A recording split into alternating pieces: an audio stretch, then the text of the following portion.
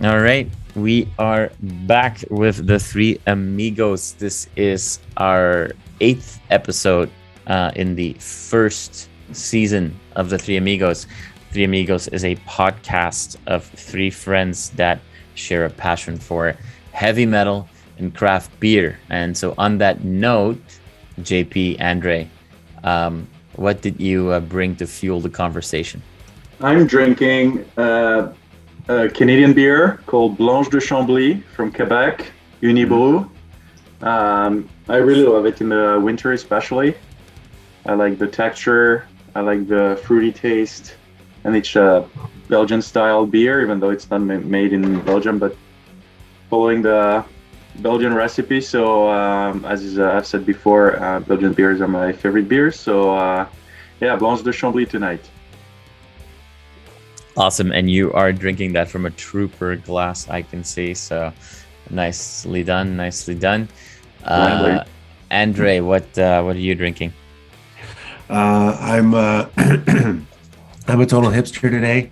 I placed a little delivery order from Bellwood's Brewery, which is a downtown Toronto-based brewery. It's very popular, and I wanted to see what all the fuss is about. So this is one of their signature things. It's called Witch Shark.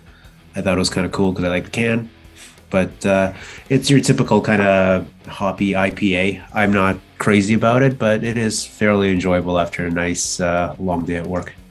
Awesome. Nice. Awesome.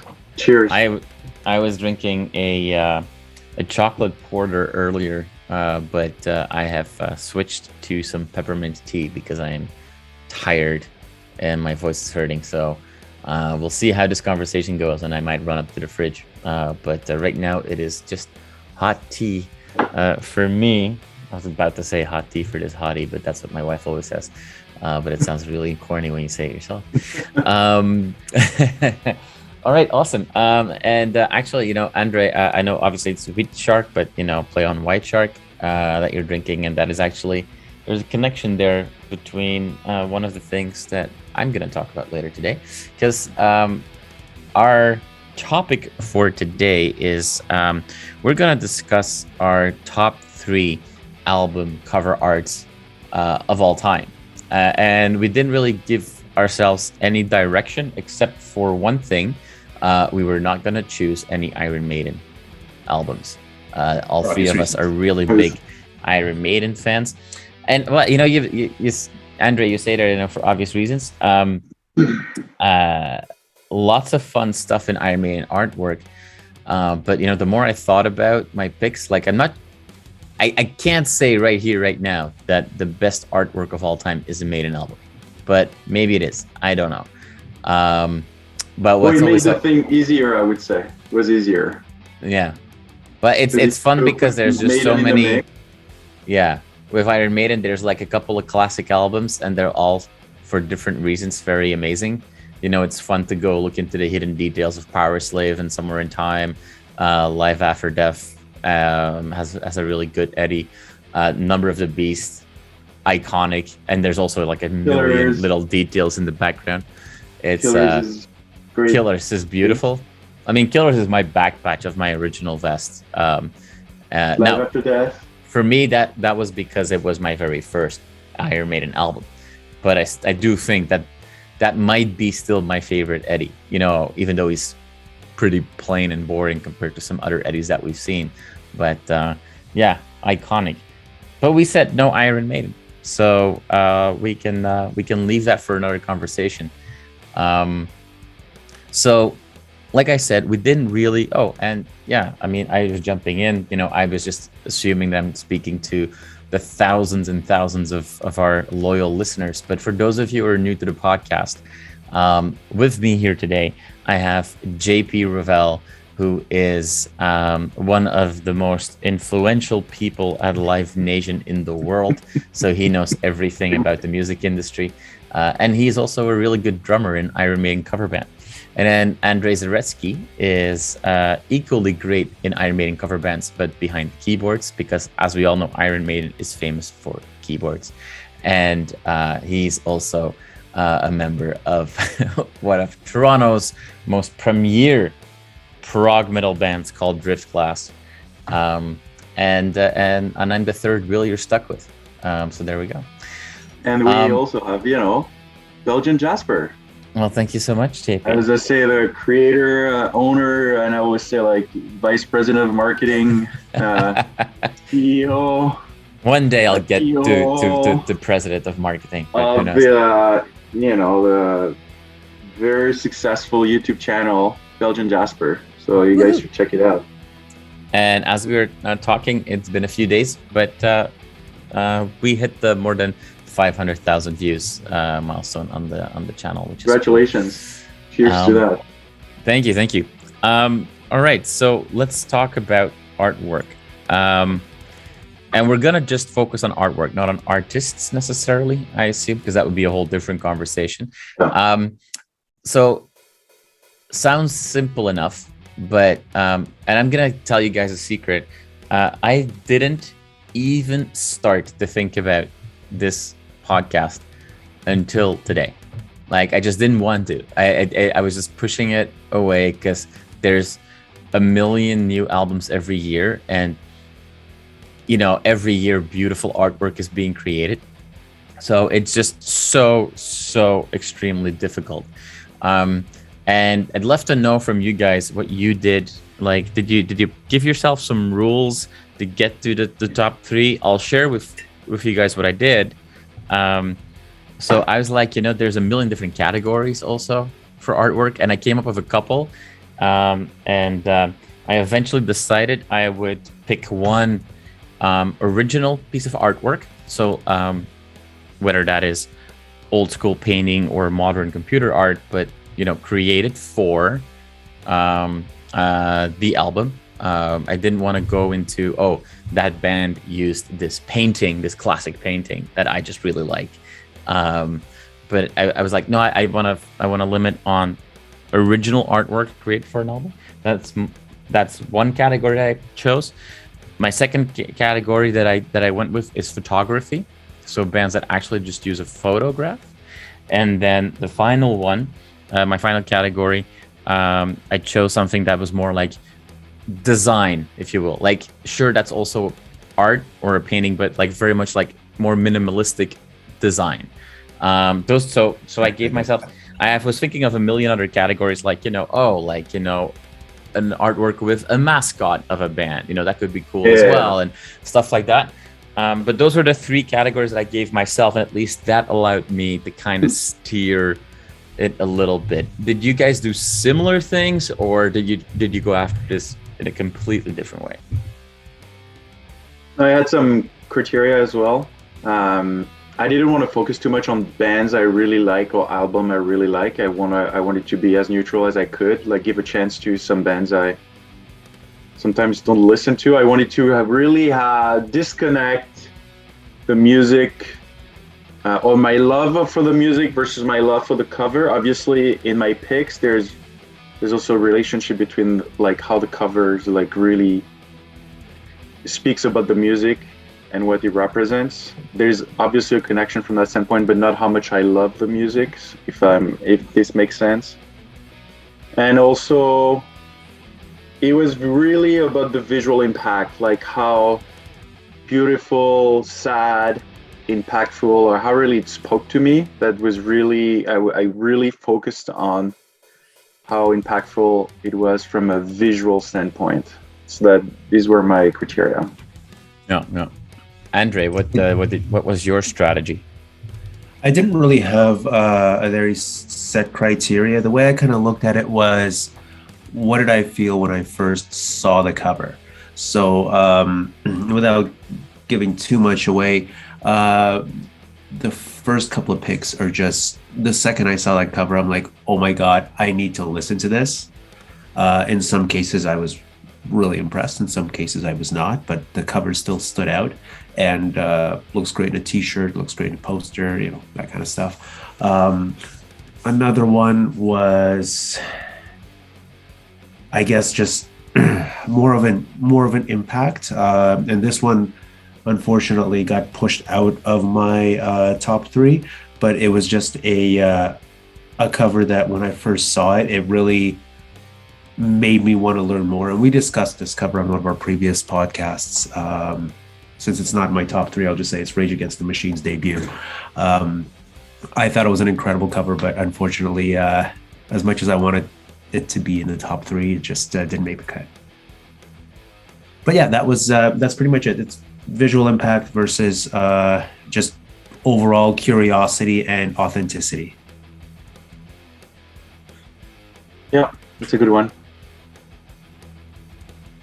Awesome. All right. Well, it sounds like we might go into very different areas here. So, Andre, do you want to? Because you said the first couple of ones, so that makes us believe that you are coming at us with a list of 50 different covers instead of just 3.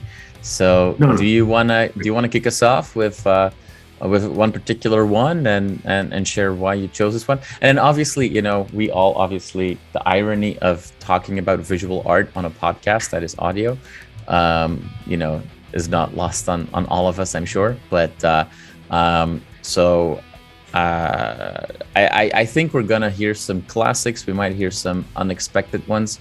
So let's do a good as possible job in describing why it stood out for sure, but also just a little bit the artwork itself for the listeners who may not know the album in question. I have way too many runners up, so I'm just gonna stick to my 5, and it's and then the second batch really, of 5, and then the second. I stopped at 10. Okay, nice. Here's what I'll do without even discussing them. I'm going to just list off my bottom 5 just for fun, because I'm a dick, and we'll go from there. So last and definitely least, just because it came out at an interesting age, is Mechanical Animals. If you want the description, it's Marilyn Manson in a female body, naked, just on a blue background. And in 1998, it was like, what the fuck? So 14-year-old Andre really needed to see that. Number 9. A very awkward boner to have. it definitely was. Moving along, Leviathan by Mastodon. I just absolutely love the cover. It's very difficult to explain, kind of like a Moby Dick sort of sense. Not kind of like it is Moby Dick, I'm pretty sure. I'm assuming so. It is. Yeah. There's a lot of cool stuff going on. I love the colors. It's a little bit more pastel-y. It's really sick. Accident of Birth, Bruce Dickinson with kind of. Hey, we said no Iron Maiden covers. Accident of Birth was more Eddie Maiden. Sun, yeah, exactly. It's cheating. Well, that's why it's not in the list. I'm just giving you a hard time. After that, we have South of Heaven, which for obvious reasons, just super fucking cool. And then this one was going to make it into my top 3, but it just didn't. And that's Tomb of the Mutilated by Cannibal Corpse. Oh, interesting. Interesting, yeah. And if you Google it, you'll understand. Another one of those, like, what the fuck? But anyway, that's my bottom 5, just because I felt like sharing it. But JP, why don't we start off with your proper runners up, and then I can jump back. No, they're not more proper than yours. Yours are very legit. A couple of them are actually on my list until they drop. But yeah, Accident of Birth, obviously the Mastodon one is brilliant. Again, I love it from a visual perspective. There's maybe too much of a disconnect between the music and the cover, I would say, so that's why it didn't make it to my runners-up list, but definitely a very strong cover there. But yeah, I love the Marilyn Manson one is a good one. I see how it in the 90s it was 100%. Very powerful message image, especially in the world of metal. I totally see it. I didn't think of it, but yeah, I totally see where you picked it. I think one of the first CDs that I've ever bought. Second or third, I think. Yeah. I don't like the drugs, but the drugs like me. Great track. And okay, Rock is Dead. Okay. Dope Yeah. Show. Yeah, it was a great album. I mean, I don't know if I would go back to that album anytime now, but when I was, 15 years old or 16 years old, it was just, it was perfect. I did go back to that album. It's the only Manson album that I actually enjoy. I did go back to it a couple of times, and to be honest, it doesn't really hold up as much. Yeah. Or as well, but it's still, if you enjoyed it as a kid, it just brings you back to a simpler time, and it's a lot of fun. It has its moments. Exactly. Awesome. JP, I thought you were gonna say something there. No, I was just going to talk about my runners-up, but Do it. Oh yeah, No, go. Do it. Sorry. yeah, and also I have a lot. Basically, I have a lot of classic old covers because I feel like with today, even I have a newer-ish one, but I feel like with today the reach internet, you can, if you're in the US, you can send an email to a guy in Singapore and say, hey, I love your art. You see his art on the internet, on Facebook, and you can pick whatever you want. I find like in the 70s, 80s, 90s, even like 15 years ago, it was probably much harder. You had to be, there was no internet, no Facebook, no whatever websites to go through and search any random artist you want. So that's why I feel like there might have been more work put behind the older ones, but that's just my feeling, and maybe I'm completely wrong. In terms of there's a recent one that I really, really liked is the Testament Brotherhood of the Snake. Yeah, that's a good I one. find it's a very good one. I like the color, the contrast in the colors. The white of the snake and the orange in the background, and the 6 men holding the snakes. And thought it was a very cool one. That is a good I one. forgot about Testament. I'd have to change my list. Okay, one for me that really truly represents black metal. I think that's the perfect cover for black metal. It's Transylvanian Hunger by Dark Throne. It's the black and white picture of that black metal, artist or fan or guitar player or whatever, singer who's holding the candles and it's screaming, and it's black and white, and it's I would say this is pure black metal, like truly a very powerful. It means like low production, low quality. Speaks like it says black metal all over the cover. Yeah. Rainbow Rising. That's a nice one. I love the cover. I think it's more a cover for Stargazer. If you listen to the lyrics, to you see the mountains, you see the hand that's sticking out and grabbing the rainbow. But yeah, very, very powerful cover, very colorful as well. So it's a great one. And on my runners-up, the last one would be Coma of Soul by Creator. I think that's their best one, with the head that's open, little characters inside. Yeah.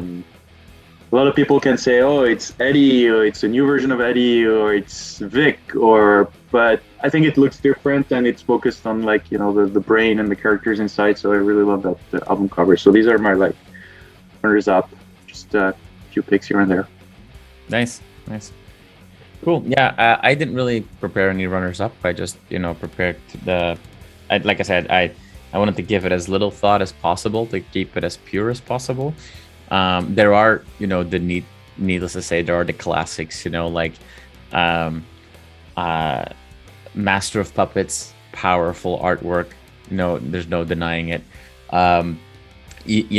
All the death metal and thrash metal artwork by Ed Repka. A lot of the Megadeth stuff that he did. Peace Cells, I think, is a pretty good one as well, to kind of really envision or represent that whole late 80s thrash metal that was very much all about nuclear holocaust is coming and the world's gonna fall apart and that kind of stuff. But so much good stuff. But So why don't you start with your top picks, since you don't have any runners up? Yeah, no, for sure. One I'll here, instead of a runner up, I'll give you a category that I was very close to, because it's it is a category, but it's what I like is a lot, and it happens a lot with black metal, and my topic would have been a black metal one, is there's a lot of, in the last, I would say, last 15 years, there's been a lot of artwork that is like emulating like Renaissance style, like engravings more, like, black white line art to kind of look like it was a drawing from the 1500s, 1600s.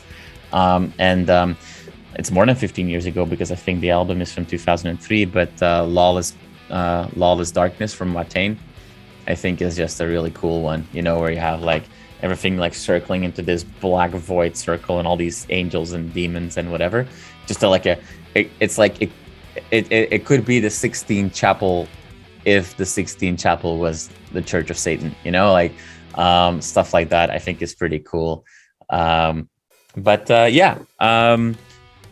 So let's see which category. I'll start with I think it's the newest album that I picked.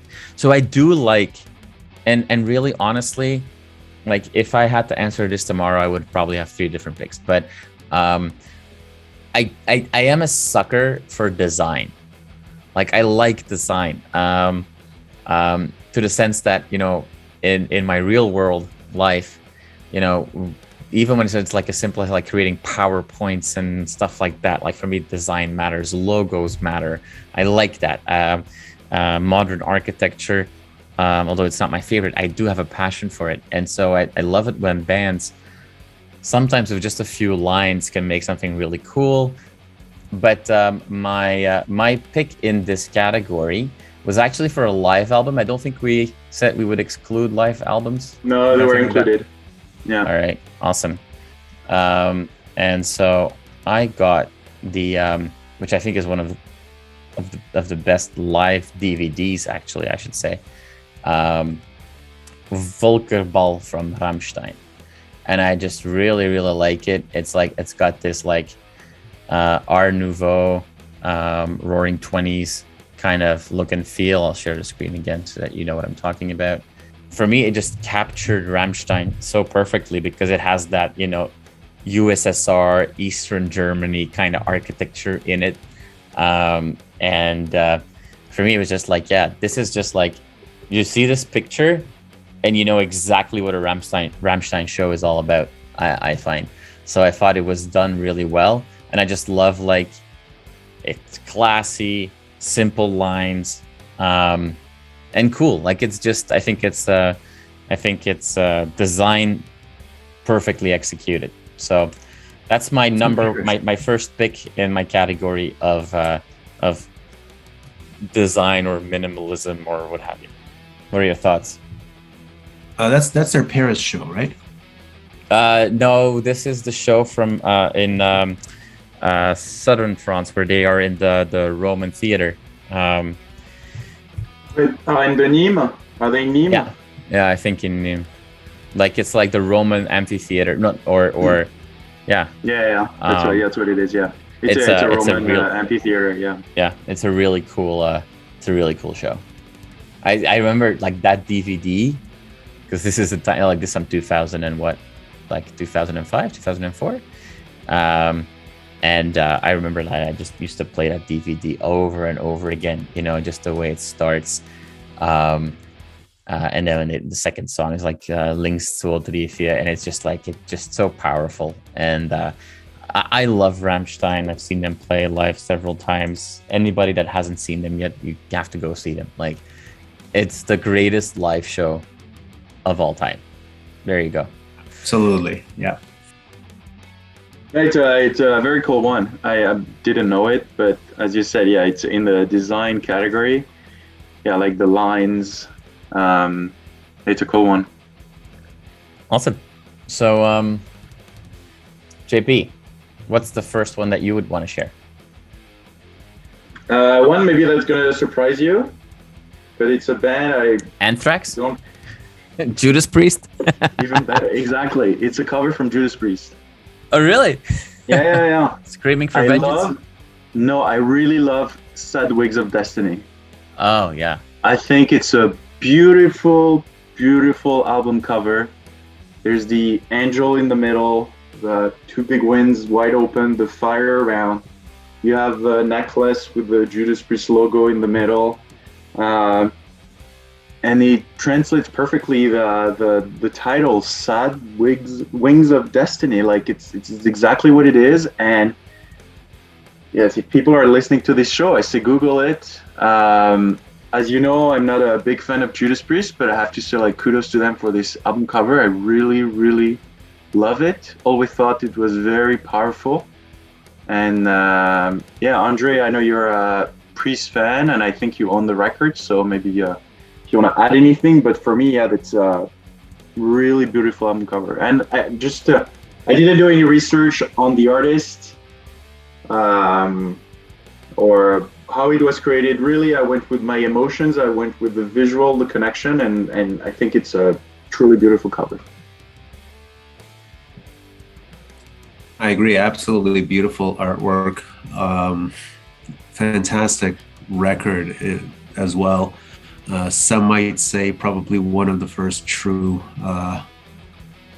heavy metal, major heavy metal releases out there. I know it's arguable, and Jasper probably knows 20 that came before it. Well, no, but definitely from a consistency, there's still a little bit that psychedelic rock in there with Dreamer Deceiver, but it's a solid choice, solid album. And Andre, you're the biggest Priest fan of the three of us, I think. Like, is this character on the album, is that then the character that also eventually becomes the painkiller, like a robotic version of this angel? An angel of retribution later on. I honestly don't know, but that's a really good connection. I don't think Priest ever really did like a mascot, or whether they had any consistency with their album covers. I think they just did what looks cool. I was never a really big fan of Judas Priest covers, to be honest, so I haven't really paid that much attention to them, but I forgot how good that one is. Yeah. Awesome. Well, I'm glad you guys like my pick. And I knew you would be surprised, but I honestly mean it. Beautiful cover. It's gorgeous, yeah, for sure. It has this it has that antique feeling also to it. I mean, like the painting almost looks like a Roman statue. Yeah. Awesome. Andre. I'm surprised it was not in your top 10, Andre. I love the record. Maybe it's in your top 3. Sorry. No, Turbo. He's a keyboard player, so Turbo Lover is his number one pick. Oh God. most sexually loaded cover of all time. Yeah, I mean, it's no Smell the Glove, but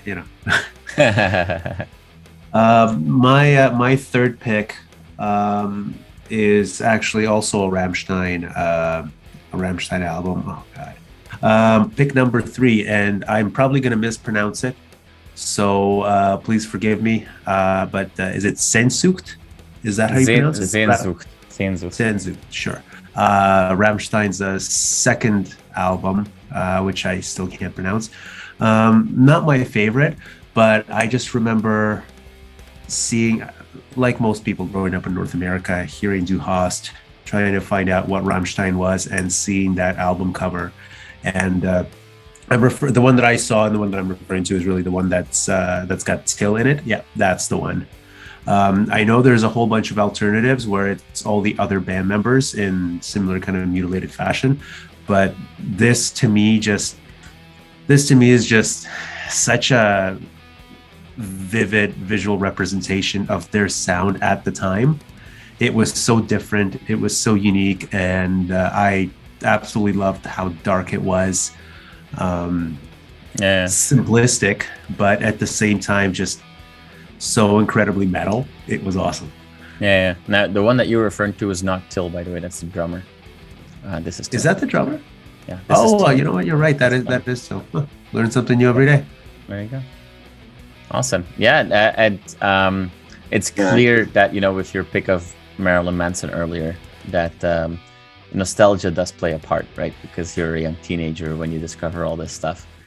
Yeah. That's true. So Limp The Bizkit difference is your I number still one listen to choice. Rammstein. And it's interesting because I would have not have. I mean, obviously, I picked another Rammstein album but I was looking in a specific category. But I wouldn't have thought of this one. It's definitely thought provoking for sure. But I mean, most Rammstein albums are. Yeah, it's true. It's very impactful. Yeah. Very, very good cover. I remember Awesome. I listened to the album. I really enjoyed Clavier at the time, and then that was it. But So I will say Very though, good- it's very good, probably very my solid pick. least favorite album of Rammstein, out of all of them. Really? Well, maybe not. It'll be between that one and what's the Rosenrot? one, Rosenrot. But Rosenrot was like the leftovers from Rise. Reise, no? Yeah. Anyway. Rise is a phenomenal album. I know for some reason a lot of people shit on it, but Well, it remember comes hearing- after Zona, and I think that Zona is just. There's few Zona? albums that I would give 100 out of 100 or 10 out of 10, but I think sorry, we not both Zona, had- Mutter. Mutter. Yeah, is it Mutter? yeah, it's um, Mutter. But I the think we album both with had Zona that in and our top. Feuerfrei and Reinros and Adios and If Links you- 2, 3, 4 and all these like it's just ridiculous. Yeah, Mutter is like the hit parade. It's For sure. I found Rise to just be a little bit more diverse, a little bit more mature. And I mean, how good is Mind Tie? Like, Yeah, no, for sure. I mean, Rise is great. Like, I mean, it has America as well. It has Moscow, which is one of my favorite ones. It's great. But and then you also have Die Liebe ist für alle da, which I think is even greater. And the last Rammstein album was also pretty fucking good. So interesting minimalistic design there as well. Just like the white cover and the match. the match, that's absolutely brilliant. I love that. Awesome. All right, JP's telling us to keep talking about Rammstein because he's grabbing a beer.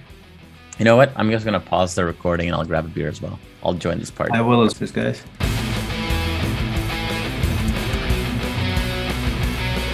All right, we are back on our recording. There we go. Cheers, guys. cheers. Well, great pick so far. Yeah. So that was one round. So Cool. we did, we finished off the rounds. So I think, JP, I think it's up to you. Number 2. Am I? No, it's okay. Oh yeah. All right. Doesn't really matter. Go for it. All right. I don't want to sound too boring, but at the end of the day,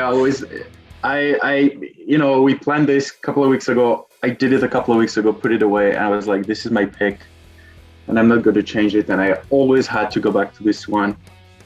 It's Black Sabbath by Black Sabbath. Classic one. Yeah. But as the defining album that started it all, I find it's scary. It shows, it's different. There's for people who don't know the picture, there's the tree, the house it's kind of a gray orange picture. There's the house at the back. There's the witch lady in the middle wearing black and a black veil. And yeah, it's the moment that started heavy metal in general, like that started to be scary, and that defined the picture of the image of the marketing around heavy metal, around all the themes around death and being scared. And even though metal is not only about that, but at the time you have to go back to February 1970 when it came out. The connection between the music and the slow tempo, the doom tempos that Sabbath created, and this picture, I had to get back to it. I think it's a very powerful cover, and there's a strong connection between the music and the cover, and I love it. I think it's simple picture, but I had to put it in there. That's a great pick, and you're right. Yeah, it's definitely a great representation of their sound. Very eerie, kind of haunting, creepy sort of thing, which I can't even imagine in the 1970s, given the type of imagery that was associated with music at the time. Just seeing that and being completely blown away. Yeah, no, it's a good one. It's not my favorite Black Sabbath cover artwork. But then it's like the question. But then the question is also like, is it the best one or is it the most iconic one? And is it, I wonder, JP, because you said like, I'm gonna try to separate the music from the art, and so just to be a dick, as Andre would say, to play devil's advocate, if this was the cover art they used for like the 4th or 5th album, would you be as crazy about it? Well, it's funny because it's not my favorite Sabbath album. Album or artwork? No, it's not my favorite. So that's why for me, the disconnect between the music and the artwork is really that it's actually not my favorite Sabbath album. Yeah. I think Paranoid is better. Mm-hmm. In terms of music, I think Paranoid is better. I think Heaven and Hell is better. I think Master of Reality is better, probably. Sabbath, Number 4 is probably better. It wouldn't come. Yeah, it would be maybe Sabbath, Bloody Sabbath. It's in barely in the top 5. Maybe it is in the top 5, but yeah. So that's what I mean by disconnected. And I understand your question. Like, yeah, it really disconnected. That's what I tried to do, but yeah, and you're right. I'm biased in the way that I put it back into the context of 1970, but it still freaks me out. Like, it's a great cover. The girl still freaks me out. I think she's scary. JP, girls still freak you out. That's just this one specifically. And the man is married and has 2 girls, but they still freak him out. I grew up in the countryside, and I've seen thousands of places like that where you go for a short hike in the woods and you come out in the field and you see that house that's been hasn't been it's there for great. 20 years, and it still freaks me out. Probably brings back childhood memories and all that, and that's probably why. But you're right. Awesome, cool. No, but great big classic album for sure. Awesome. Or I'll go with my second pick. Yeah, go. So for my second pick, I'll do the category of like original artwork created. So like a painting or a piece of art that was created for an album. And lots of, there's so many good ones. Like just even this year, just like a lot of people that listen to this podcast, I'm sure, I see a lot of new albums come by. I really take my time throughout the year to dig into new stuff, and not just the big bands, but smaller bands. And what JP said earlier is absolutely true. Like in the modern day, not only is it easier to connect to an artist, there's also way more artists out there. Like it is easier today to be a graphic designer than it was 30 years ago. There's tools that make it easier, and it's easier to put it out there and let people see it all over the world and so on. So it's just ridiculous how much good stuff there is. So I did go back to a classic, although I don't know if you guys know it, because I actually went for a little bit of a patriotic duty here. I went to a Belgian classic. Belgium also had a really good, he's still around today and he still does artworks, but a great graphic designer. His name is Philippe, and known from the classic 90s albums of Gamma Ray, Stratovarius, stuff like that.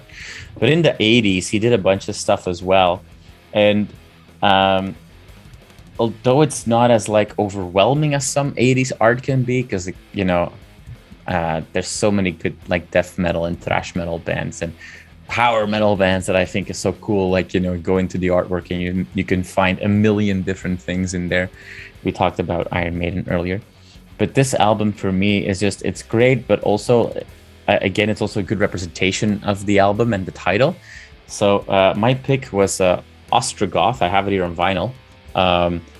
Ecstasy and Danger, which I think is just like, it's such a stereotypical 80s artwork. You know, it's like it almost looks airbrushed. It's like, this is the 80s for me. You know, like it's an album from 1984, I think, 84, 83. Belgian band known from their opening EP, The Full Moon's Eyes, which is an underground classic. But so the logo was created by the artist, but also the I think so. But then just the scorpion, Ecstasy and Danger. I don't know if you can tell, but the body of the scorpion is a hand grenade. And it's just like, that's a danger piece to it as well. And the venom of the scorpion is the ecstasy. And I just think it's like, I know there's big nostalgia right now for 80s as well. There's so many new bands that want to look like the 80s, and I love that stuff. I'm buying a ton of vinyl with people that, young guys or girls, and they look and sound like they're from the 80s, and their artwork is also like super 80s and cheesy and whatever. And there's a lot of cool design, and I've got a soft spot for anybody that uses like either a cobra or a panther or a tiger in their artwork, because that stuff, I love it. But this one for me just stands out because it's so simple, but cool at the same time. I like the fact that it's just this one drawing on a black background, super iconic. Looks, to Andre's point earlier, looks great on a t-shirt or on a batch. So yeah, that's my pick. Ostrogoth, Ecstasy and Danger by Eric. Yeah, it's really cool. Yeah, it's definitely 100% 80s. I was gonna say it looks like it could have been a Judas Priest cover from the 80s. The metal shell of the scorpion. It reminds me of that, like the hand grenade, the sharpness of but it's a scorpion's cover. Yeah, but like I feel like when you see this cover, like. I didn't think scorpions, but this it's going to be heavier than the scorpions. Yeah, I didn't think of scorpions when I saw that, especially, we just have the logo. No, I know, but it's a good point though. It's a fair point. And it's really cool. Very good. So I guess it's me. That's my second pick, yeah. Cool. My pick is quite different from you guys. Just as for a disclaimer, I don't love the music. This is definitely one of those things where you have to separate the music from the album artwork. I love the idea of this band. I've seen this band live, actually only once, and every now and then you pop in and it's not bad, but it's Cannibal Corpse, and they're definitely a band that's better known for their artwork than their actual music. So Butchered at Birth, I found, A, it looks amazing on a t-shirt, especially when you're walking around in broad daylight, the looks you get. But B, you really have to open it up and look at the details around the art. Like, for obvious reasons, it's just cool because it is so gory. But just all those small little intricate details from the blood, from the expressions in that, I don't even know what the hell that zombie thing is on the right. Obviously the dead babies hanging in the background is a nice little touch to offend as many people as possible. But the whole idea of aborting an unborn, like, just amazing. And if you look at the back of the album, it also has a little like baby fetus on there, a little skeleton. Very, very cool. I don't know why I keep getting drawn to this album artwork, but I thought it was really well done. I think when it comes to death metal, this is the prototypical death metal cover for me. 100%, nothing really more to add for that. As I said, like for me, Transylvanian Hunger by Dark Throne is the typical black metal cover, or not typical, but it really speaks about what black metal is. This is 100% what death metal is. Yeah. And it's funny because I can't remember where, maybe this was in Until the Light Takes Us, or maybe it was a different interview, but they were speaking to them and they were saying how that cover is basically the antithesis of all those death metal album covers where they were saying like, covers just became way too much. There's all this art and intricate details and all this other stuff. It's like we just fucking shot this and we just put it up. So like you were saying earlier, it's that whole idea of, fuck production, fuck the artwork, fuck everything. Like it's all about being this ominous, really unconventional music, and that extends to the cover as well. So it's I wonder if they looked at that Cannibal Corpse cover and said, this is lame, and they shot the other thing. No, I think, it's, if you think about metal, you have so many, I don't know if so many, but you have a lot of bands that put out a good album, good music out there, but their marketing, their cover, their logo sucked. And at the time when it came out, people were really into wearing, the metal, putting it out there and wearing their t-shirts. And if you didn't have the good marketing to go with it, and I think we talked about it before, like the success of Iron Maiden is also linked to the artwork and the marketing and how good they were with Eddie. And I think this is part of it. Like, for sure. If you out there, the people know a little bit about metal, know about death metal, but maybe I'm not a big fan. I think Cannibal Corpse would be the number one band you'd talk about from a death metal perspective if you're just a metal fan, but not into death metal because of the power of their were covers and the marketing. They were in the 90s, they were the one death metal band that got some airplay on like metal radio and stuff like that, and kids at school that were into rock would know Cannibal Corpse. I've never been a fan. I mean, there's a couple of songs that I like, I mean, everybody can dance to Hammer Smashed Face, or Fucked with a Knife. The covers never just did it for me, because it just, for me, I always felt that it just looked so silly. Like it doesn't, like when I see Cannibal Corpse cover art, like Butchered at Birth, I'm not really intrigued, or I'm definitely not scared, and it's too silly that I feel revolted. Like there's artwork out there that upsets me a whole lot more than that. But yeah, that's just my preference. I like the silliness. They're like the Man-O-War of death metal. I think. Yeah, I mean, come on. I hope somebody has Fighting the World as one of their favorite. Just the four guys in their loincloths. But I see the appeal too.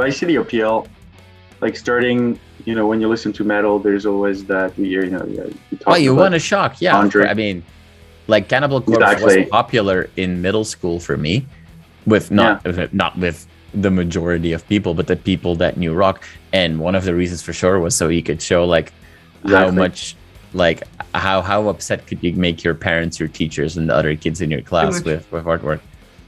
And I think it's part of the history of metal. It's part of that culture. Absolutely. Of the young people versus the establishment versus the parents versus religion versus everything. So yeah.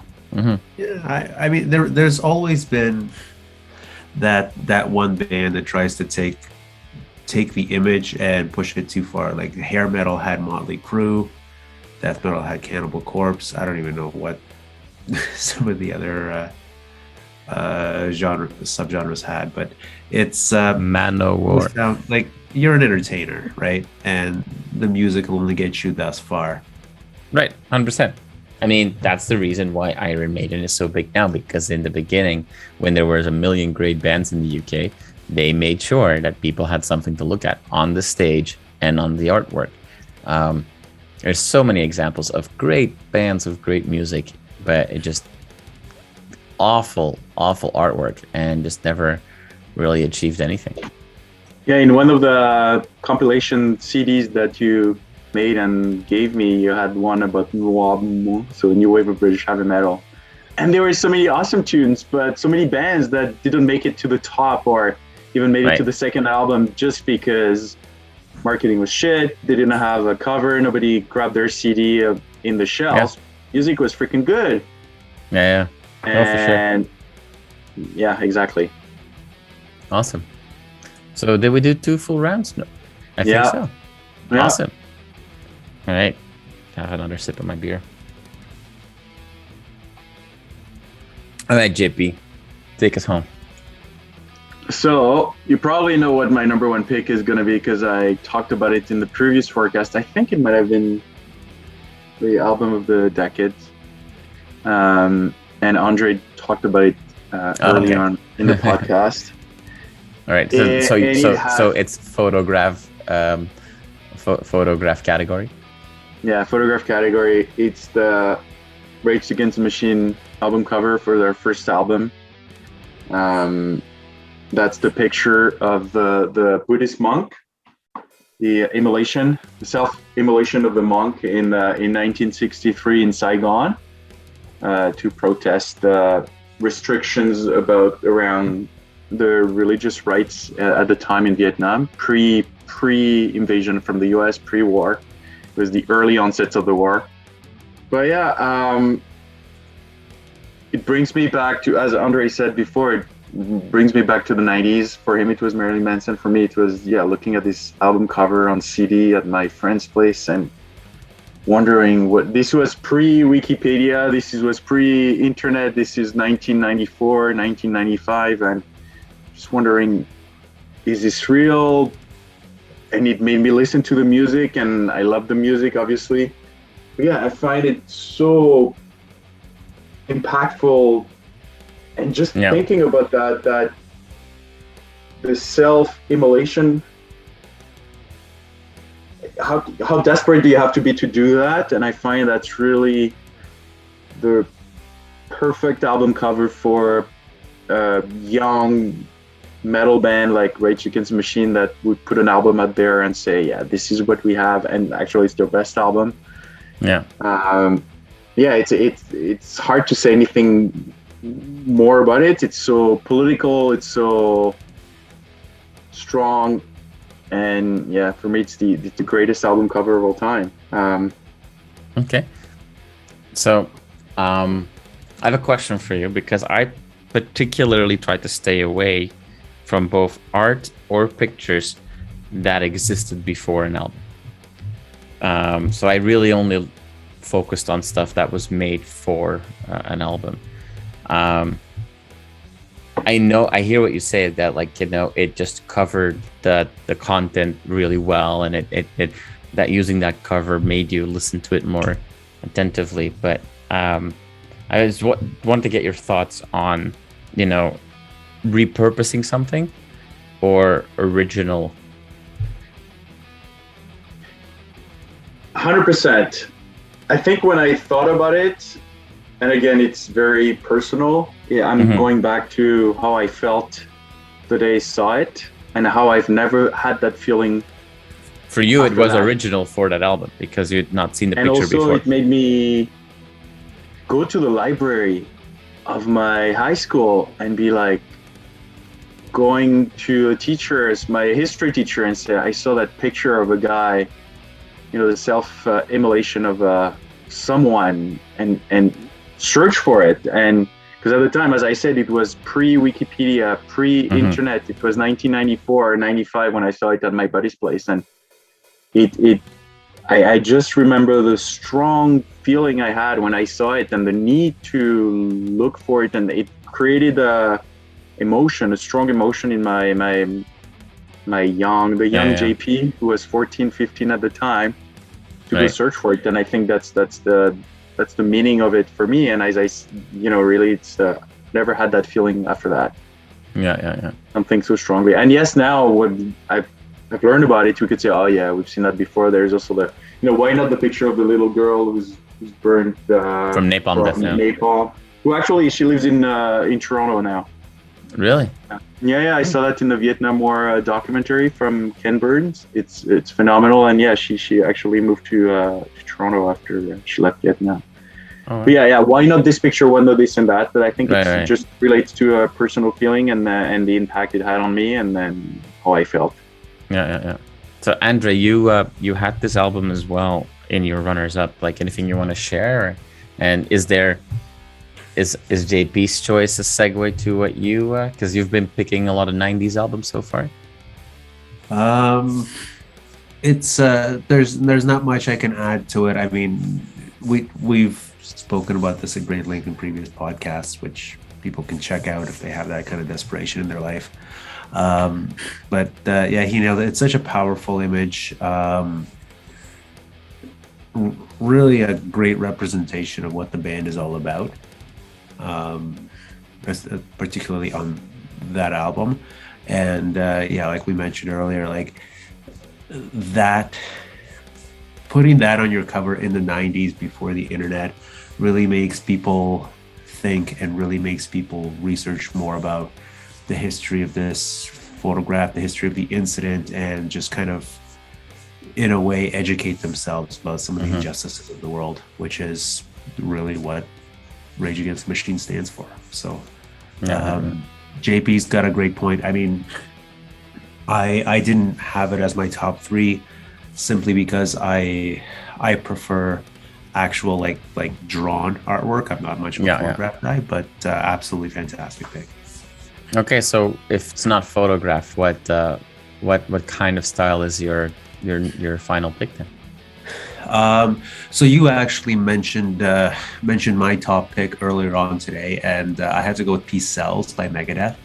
Okay. I found it to be an absolutely beautiful album cover, from the red hues, which so perfectly describe the fear of nuclear war, to Vic's prominence in there, to the kind of almost like a real estate agent pose as he's standing above the for sale sign, with what I can only assume is the United Nations.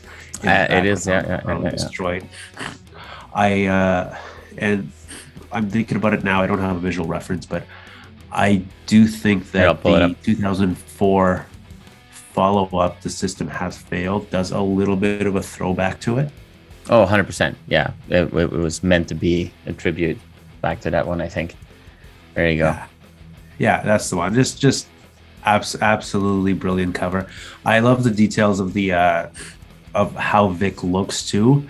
We have to keep in mind that this is the first actual like proper painting of Vic, because what they did previously was this really embarrassing Halloween style little skull.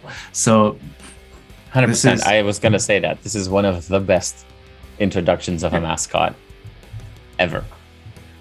It's and it really is. It conveys the anger of everything that Dave stood for at the time, or maybe now again. I don't know. He's a pretty angry dude.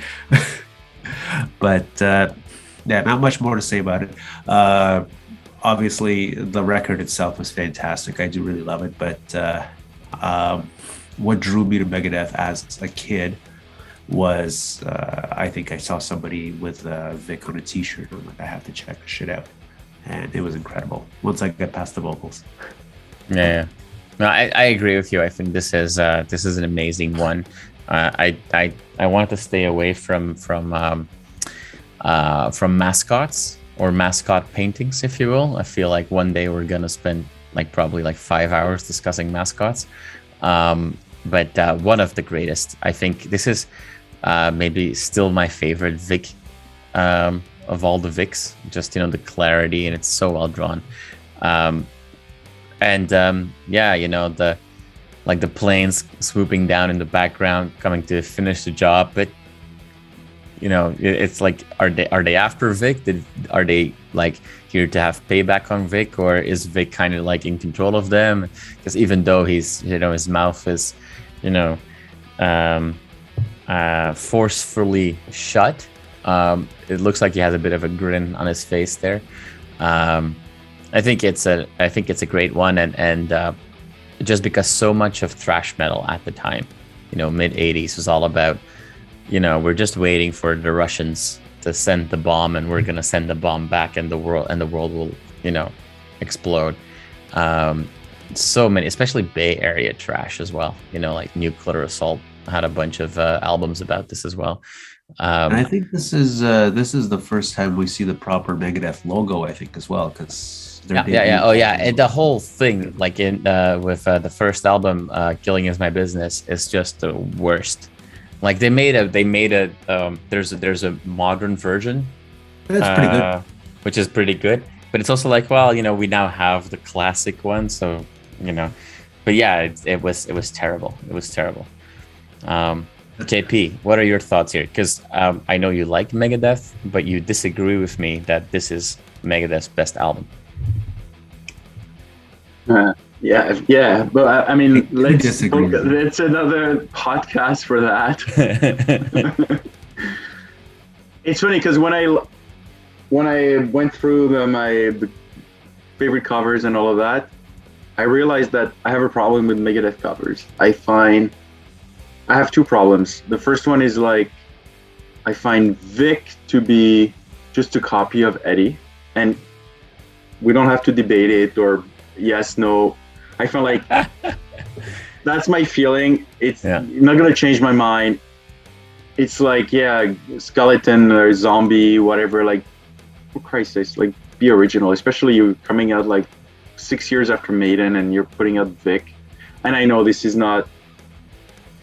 It's a bit later, but yeah, I have a problem with that. But also, I find Megadeth's covers to be very cheesy. So if you rest in peace, I talked about my favorite album. I find the album cover to be awful, like the Reagan and Gorbachev, and I'm like, and yeah, I find it to be this one. Yeah, maybe their best one, which is why but their best one, not the best one, because they're Vic, and it's like a cheap Eddie, and also like even like after you think of it. The next album after Rust in Peace is Euthanasia. With babies hanging. Yeah. Oh yeah. Okay, the one after. After that. I find. They didn't have Vic in the '90s when they kind of went for a different sound. I think. I know. So there's a lack of consistency. There's Vic, no Vic. Some of the album covers are cheesy, so. I really had a hard time with Megadeth covers, so yeah.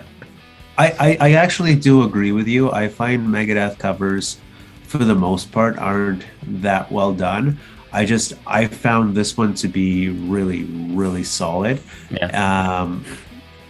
Rust in Peace. The idea is great, but I found the execution to be really shit. I do like System. But some of the other ones just are not. Yeah. They seem lazy. I will say, like, I mean, this is for me by far my favorite Megadeth album cover. It's also my favorite Megadeth album, but I think it's my favorite album cover of Megadeth, and I do think it is one of the best artworks in metal history. I think it's definitely one of the best thrash metal album covers.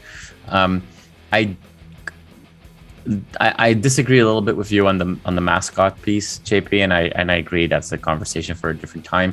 I do like the little fact that, and sometimes I'm still surprised that people don't know this, but Vic is a representation of the saying "See no evil, hear no evil, speak no evil," and that deeper meaning.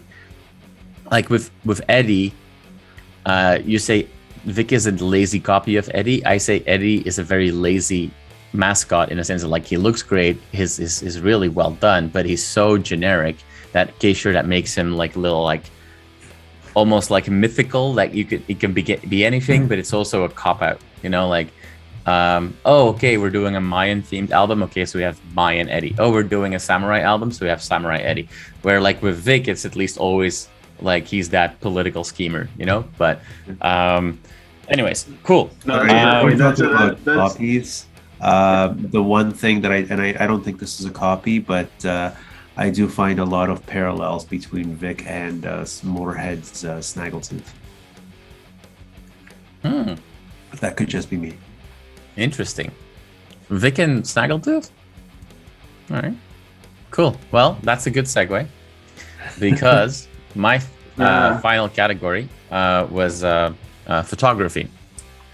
And And like I said before, I only want to use like original created artwork. So photography made for an album, not an existing photograph, repurposed. And then if I have to think about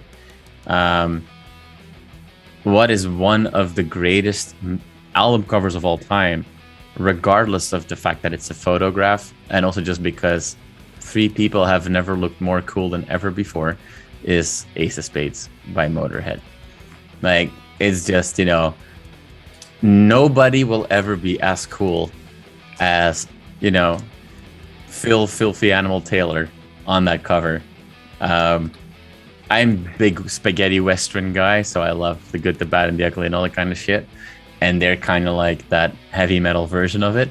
But I know that Lemmy always said that, we're Motorhead and we play rock and roll. He never really considered himself a metal band. But on Ace of Spades, he solidified what heavy metal fans and artists should look like. So for me, Ace of Spades is the winner in my third category. That's an awesome pick. It's an interesting pick. I love it. But as you said, for me, it reminds me of the good, the bad, and the ugly. And yeah, it's hard to take them seriously. It's like, come on, that's just so fucking cool. Yeah. Because it's hard, because, I was joking earlier about Manowar with fighting the world, and it's not even fighting the world that I'm thinking of. I should have said. Glory Ride? Yeah, Into Glory Ride, right? Which that is the prime example what happens when a metal band that is trying really hard to be a metal band and use a band photo as a cover art. Like, it's so dangerous as a metal band to use just a picture of the band unless you do it really, really well. But almost every band that has ever used a band picture has failed at it. I think actually, like Metallica on Garage Incorporated, I thought was pretty good. Because it was like, we're just like working around, we're kind of like jamming, we're like working around old songs, whatever. But like, I'm sure that I'm just drawing a blank here right now. I'm sure there's examples of albums that have a pretty good photo, and I'm not talking about a painting based on a photo, right, where you like do a bunch of shit to it, but just a photo. Shout at the Devil, I guess. Shout at the Devil was fully black with a pentagram. The original. Yeah. Oh, okay. I thought that was which one am I thinking of where it's just I think so. I could be wrong. Maybe I'm wrong, but I think that because I have the original vinyl at home and I'm pretty sure it's just black with a pentagram, but maybe that's a special edition that I have. I don't know. I'm not a huge We're all looking it up right now, right? Exactly what we're all doing. So yeah, I should have got both. Yeah, it's the one that I'm thinking of is the one where it's just the four of them. But then again, like, are we gonna say that this is like that this looks good? Like, at the time, sure, but like this does not stand the test of time. No, but I think this will always be cool. I do respectfully disagree. I find this cover a little bit a little cheesy, but you're right. Phil does look fucking awesome. Like, I'm sure that somebody thought at some point that Manowar on Into Glory Ride looked cool. Oh my god, that's such a terrible. I mean, I watched the interview with Ross the Boss for the Into Glory Ride thing, and there was a lot of thought put into that, surprisingly enough. Yeah, but I'm sure at the time they do that, and a lot of people thought at the time that it was cool, but 30 years later, ouch. Yeah, but that was their thing. So they were faced with a pretty difficult task of standing out, right? Like they wanted to be the typical metal band, and they wanted to get noticed, and they're like, well, Judas Priest already did the leather thing. But then Conan the Barbarian came out, Yeah. And that movie was huge. So they're like, let's leverage the popularity of that movie and start this kind of Viking thing. So that album cover is one of the reasons that they actually made it as big as they did. If you think they made it big, I don't know if they did. Anyway, No, I agree with you that the cover of Ace of Spades aged really, really well. Yeah, that's for sure. It aged well. It's just, I guess maybe I'm just not a photograph guy. Mm-hmm.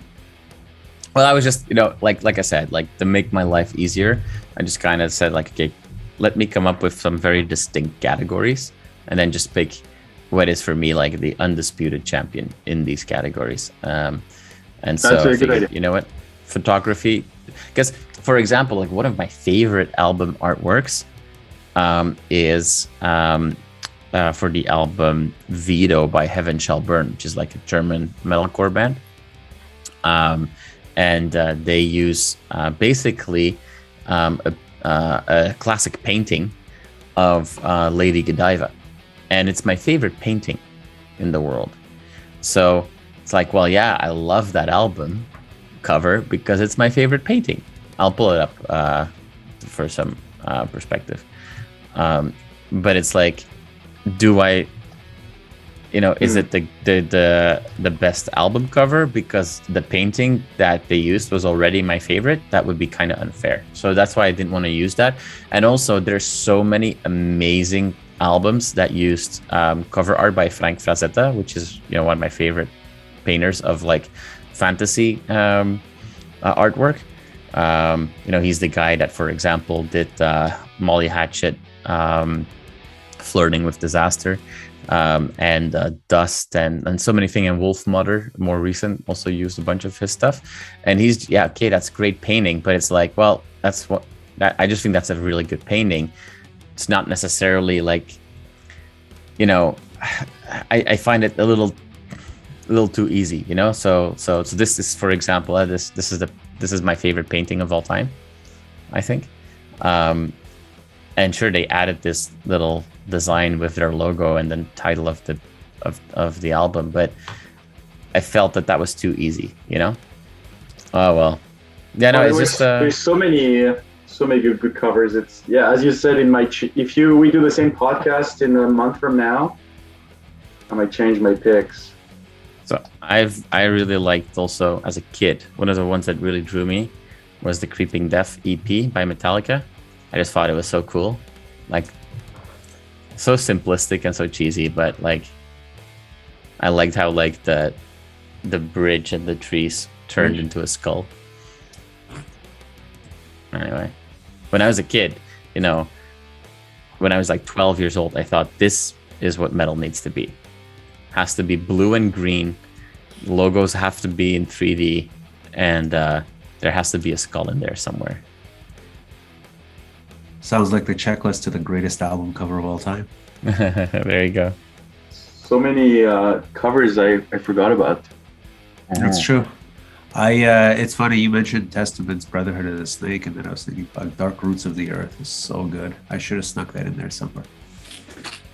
Yeah, I will. I agree with you, JP. Like the Brotherhood of the Snake, I think it's actually one of their weaker albums, but the cover art is just so good. But yeah, I've got a thing for snakes. Well, guys, let's wrap it up here. Thank you, everybody, for listening, and make sure to subscribe to our podcast on all the platforms that you have available. And feel free to interact with us. You'll see video clips of this podcast as bonus material on the Belgian Jasper YouTube channel. Thank you. If you have suggestions for future conversations, please spam Jasper's email as much as you can. Sounds good. I don't mind. Bring it my way. Awesome. All right, guys. Well, have a great rest of the evening, and we'll talk soon for more metal.